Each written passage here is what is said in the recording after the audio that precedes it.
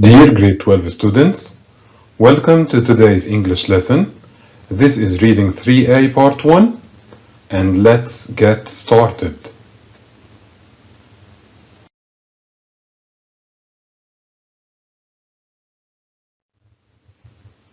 There are two objectives to consider for today's lesson. The first one has to do with identifying the types of two texts, and the second one has to do with matching statements to their corresponding texts.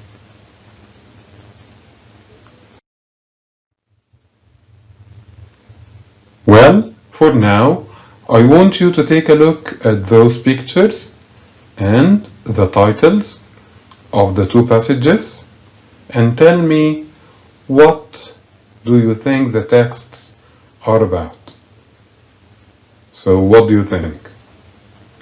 We've got two photos for two men in here, and these are the titles of the two texts. Well, the texts, excellent, they are about the lives of two men. Well done. Moving on, these are the titles of the two texts that we're dealing with today. What do you notice about them? Pause the video and think for some time.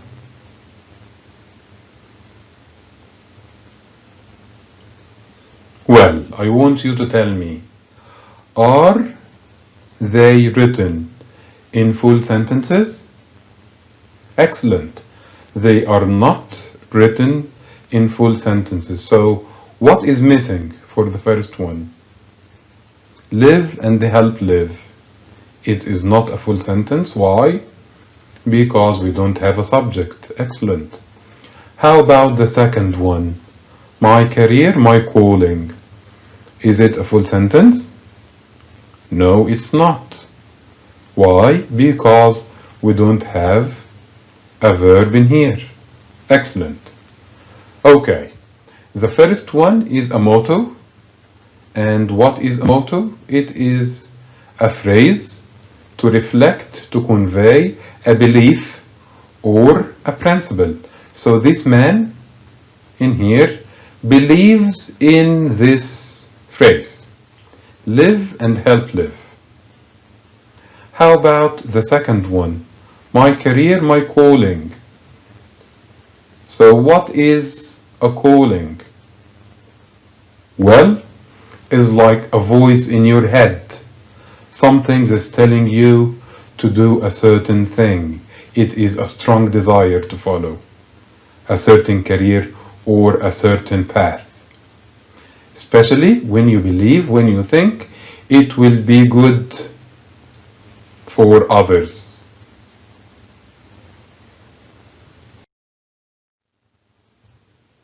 Now it's time to open our books on page 38. This is exercise A. I want you to take some time to read the question and answer. Pause the video now.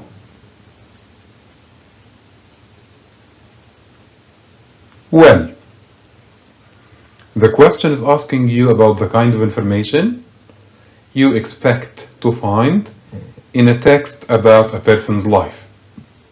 So, what do you think? What should be there about that person? Well, we should find information about his or her family, their childhood, educational background, like schools they attended, universities they went to. We should also find information about their personal life, their families, their sons and daughters, and their careers as well, their job path. And finally, we should know why the person we're reading about is so special, so important.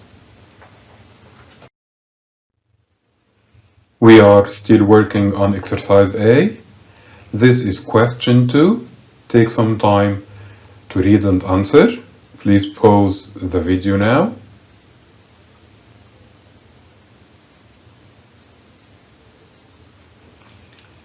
Well, the question is asking you about the benefits we as readers can enjoy when reading about someone's life and experiences. So, what do you think?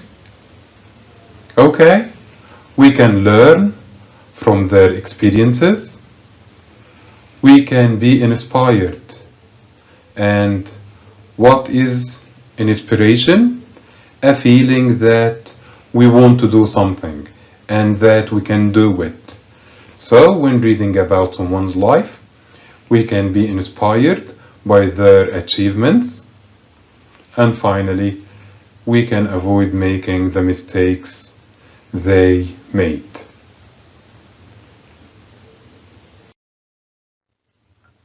Moving on to question 3.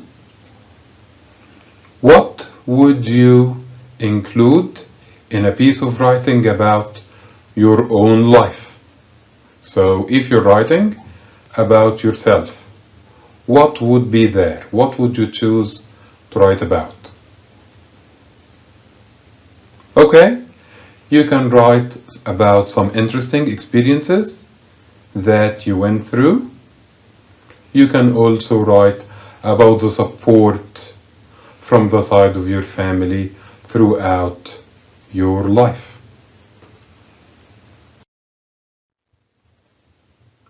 Moving on to exercise B, I want you to take some time to read the questions and answer.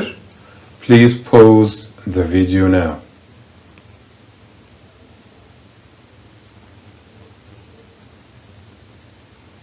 Well, we know that both texts are about the lives of two men.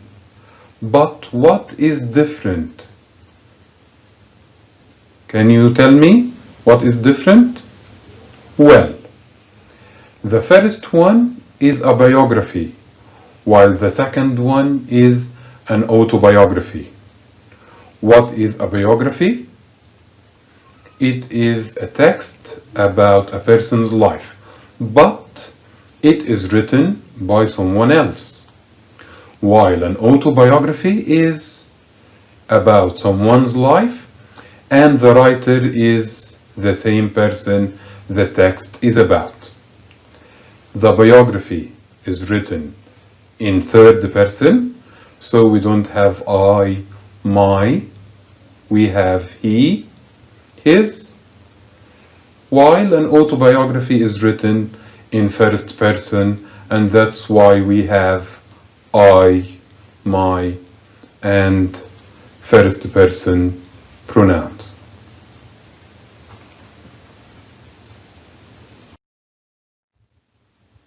Moving on to exercise C, we have some points in here, and I want you to match these points to either Abdul Sattar Edi, E, or Salman S.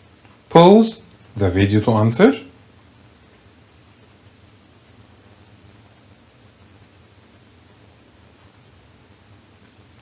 Well, works for UNESCO. This is Salman, and he worked as a fundraising coordinator. Moves to Karachi. This is Eddie, and he moved to Karachi after the death of his mother. Opens orphanages. This is Eddie again, and he started many charitable organizations. Moves to New York. Excellent. This is Salman, and he moved to New York to study educational leadership. We are still working on exercise C. Who decides to take a gap year? This is Salman, and he took a gap year to travel and get practical teaching experience, takes care of his disabled mother. Do you remember? Excellent. This is Eddie, and he took care of his mother for 8 years. Returns to Bangladesh. Salman, he went back to Bangladesh to start his own school. Who studies history? Wonderful. Salman studied history. We are still working on exercise C. Who is praised by a national leader? This is Eddie, and the Prime Minister of Pakistan said, "We've lost a great servant of humanity," when Abdul Sattar Eddie died. Buys an ambulance. This is Eddie. Operates 3 floating schools. Which of the 2 characters is concerned about education? Excellent. This is Salman. Founds a welfare organization, and this is Eddie, Abdul Sattar Eddie. Now, I want you to read text 1 and answer the following questions. Please pause the video now.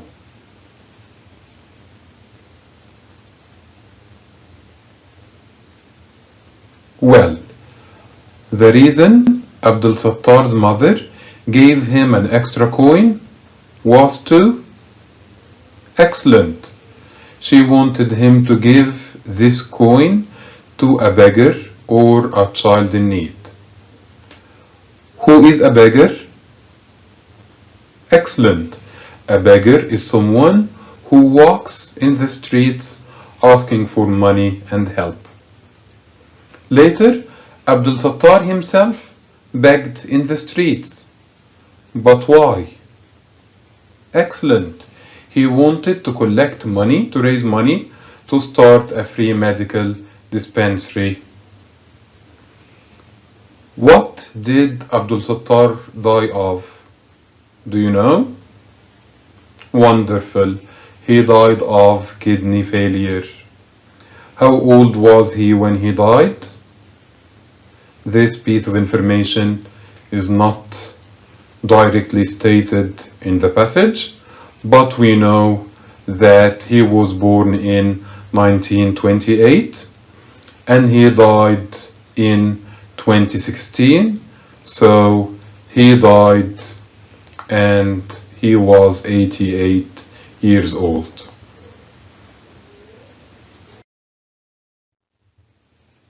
Now I want you to read text 2 and fill in the table with suitable information.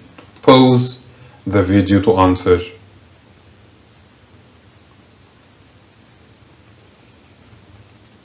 Well, Salman's parents stressed. They focused on. Excellent. They focused on the importance of education.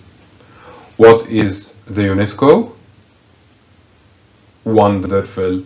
It is the United Nations organization which focuses on education. What is Salman's dream? Great job. He dreams of a day when all children will be able to experience, will be able to enjoy the joy of learning and discovery, which can only be offered through education.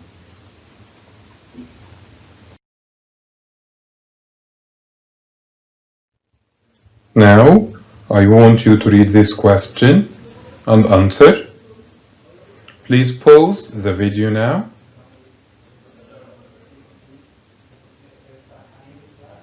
Well, the question is asking you about the effect parents have on shaping the characters of their children. So what do you think? Well, Abdul Sattar's mother would always give him extra money to give for those in need.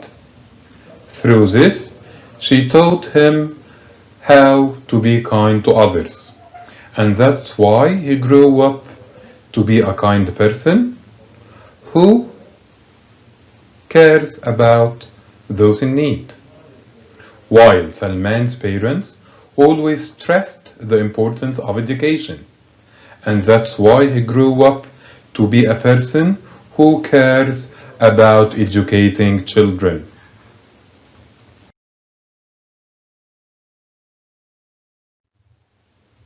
There is one more question for you to answer, but let's discuss it first. And it goes like, both figures, and by that we mean Abdul Sattar and Salman, both figures are selfless. They are not selfish. They think a lot about other people. They want to help other people. How can you support this statement from the passage? Pause the video to answer.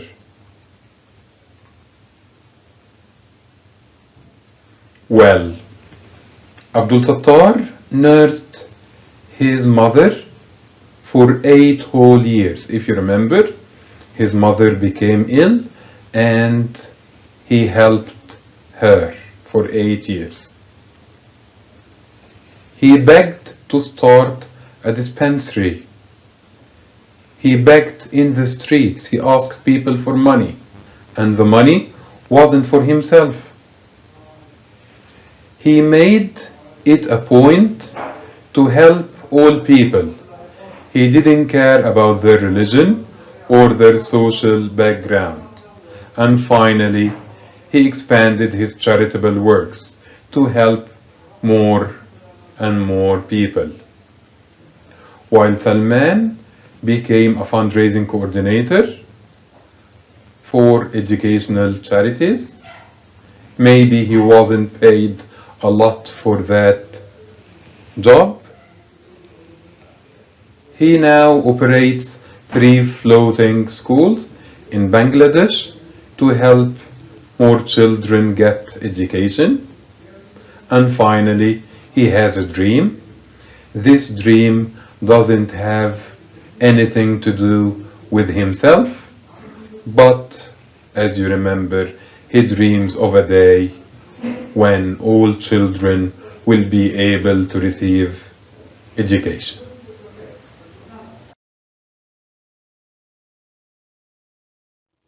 After this lesson, you should know how to identify the type of text.